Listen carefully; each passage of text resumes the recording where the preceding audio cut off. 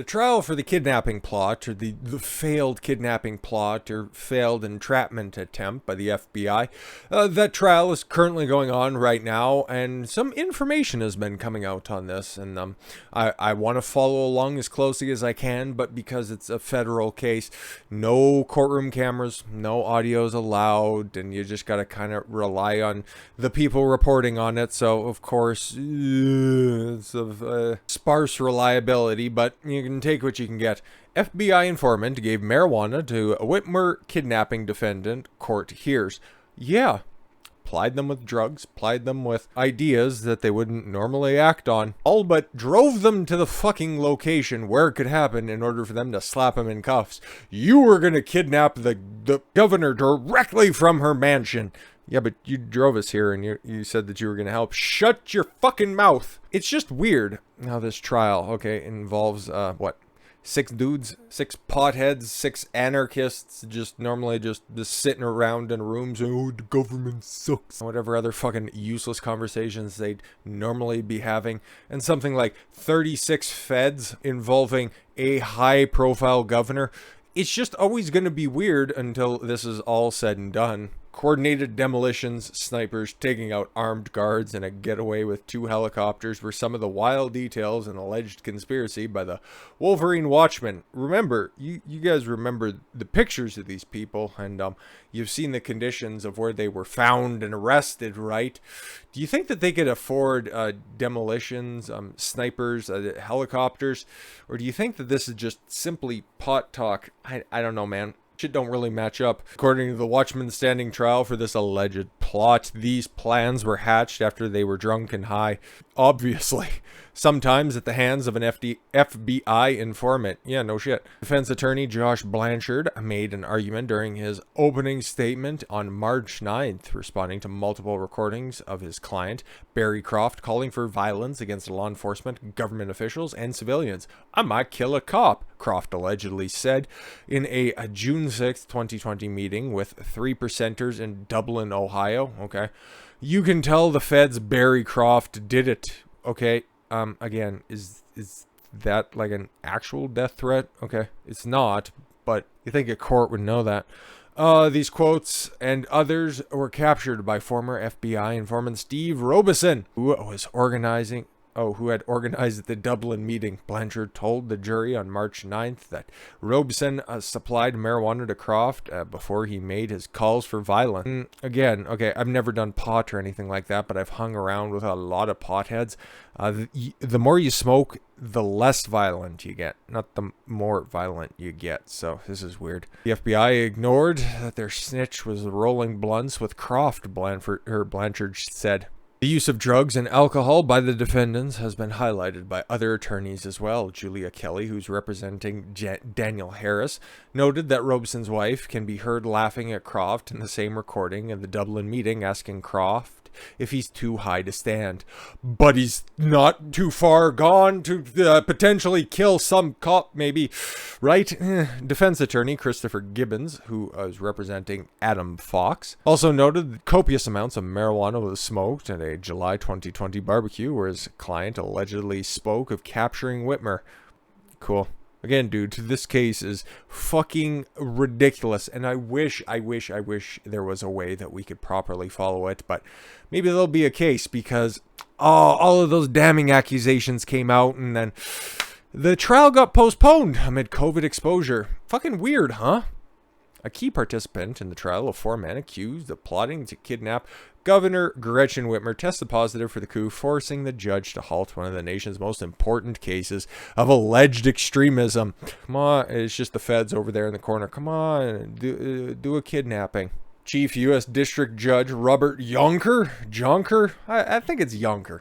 Postponed the trial in federal court in Grand Rapids until at least Thursday, according to the order filed in federal court on Sunday afternoon. I guess we'll have to see if it comes back A couple days from now. The judge's order does not identify who tested positive for the coof. Well, if nobody shows up, if there's an empty chair at the defendant's table, we'll know who died. Highly unlikely, considering it's just a 2-day fucking vacation from the trial.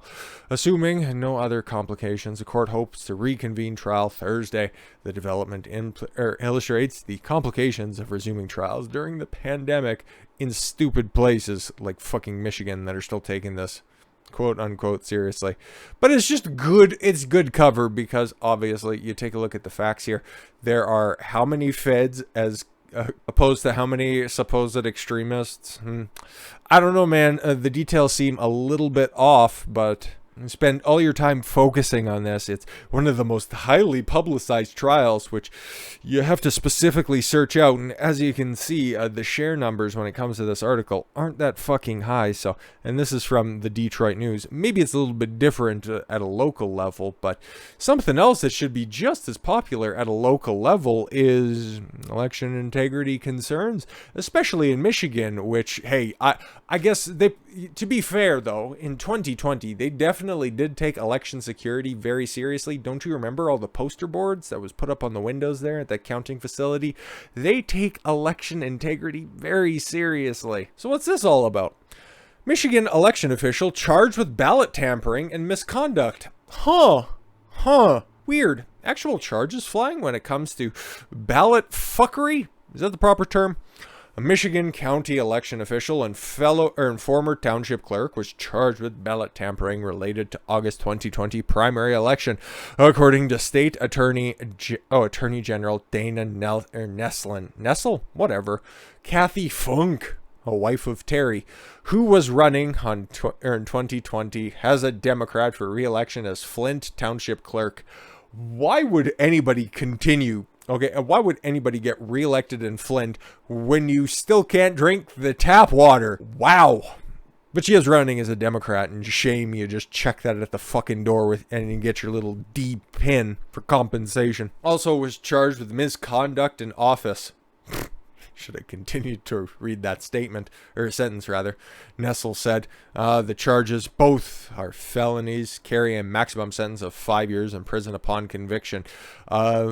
Raise your hands if you think that she's actually going to get that full 5 years. She is a Democrat after all, and these are white-collar crimes. No hands? That's what I thought. Nessel alleged that Funk purposely broke the seal on the container for ballots so that the votes couldn't be totaled during an anticipated recount. She narrowly won re-election in the unofficial account, the Attorney General's office said. Election officials must uphold the integrity of their positions.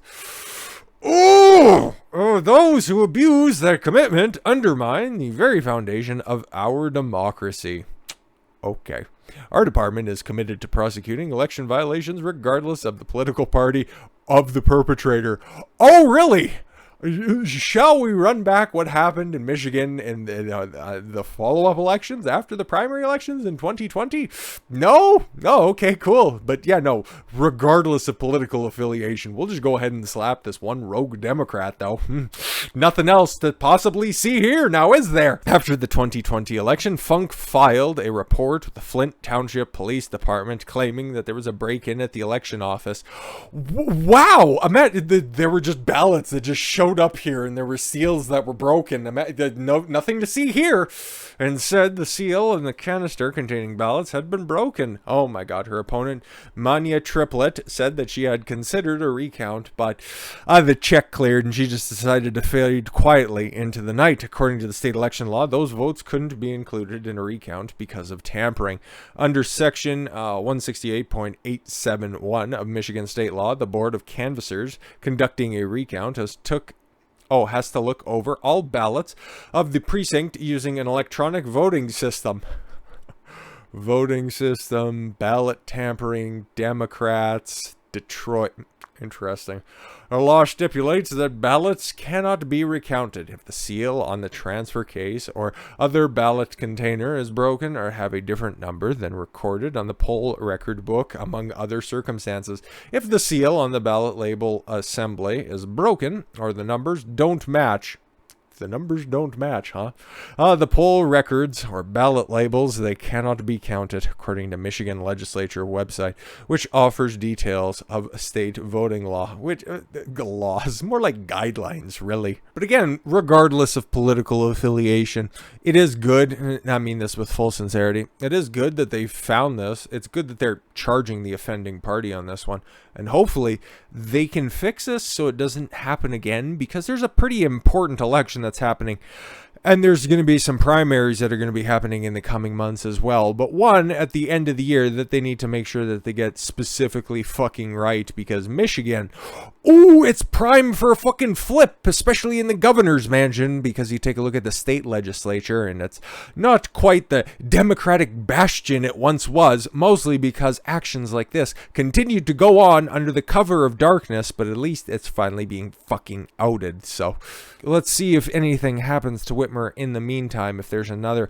plot that just magically happens and something, she immediately becomes a sympathetic figure in the near future. But all of this shit, it makes my blood boil, but just as much as a animated presence as I want to be when it comes to this stuff, because like I said at the end of the previous video, there's only so much insanity you can deal with on a daily basis. So we're gonna cut that off right there, a little shorter than the other ones, but hey, you got quite a bit of content today. All right, and at least we're on all the fucking platforms for once.